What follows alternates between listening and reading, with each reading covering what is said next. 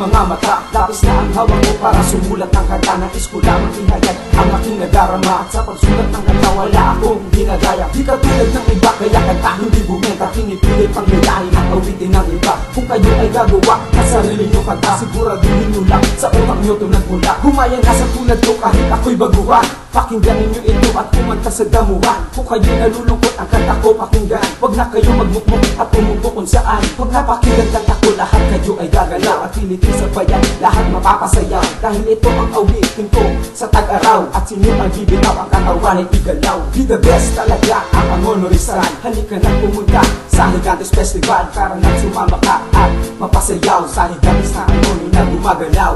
Be the best talaga ang Angono Rizal. Halika na pumunta sa Gigantes Festival para nang sumama ka at mapasayaw sa Gigantes na Angono na gumagalaw. This is the art capital of the Philippines. Sige na pumunta na at sumakay sa Ferris wheels. Ang Angono nagmula sa Angono at dito na sinila ang ating mga ninuno. At sa pagsulat ng kanta taga-Angono may talento. Pakinggan ang awitin inaali sa inyo. Gusto ko lang sabihin aking kakilikin mga awitin gawa ng sariling atin. Pagkat ito ang kanta ko Angono ay iaangat. Sumabay sa awitin lirik ko sobrang bigat. Huwag na kayo magtataka pag ako ang bumira. Dahil ako ay gumawa ng kantang may mahika. Be the best talaga ang Angono Rizal. Halika na pumunta na sa Gigantes Festival para nang sumama ka at mapasayaw sa Gigantes ng Angono na gumagalaw.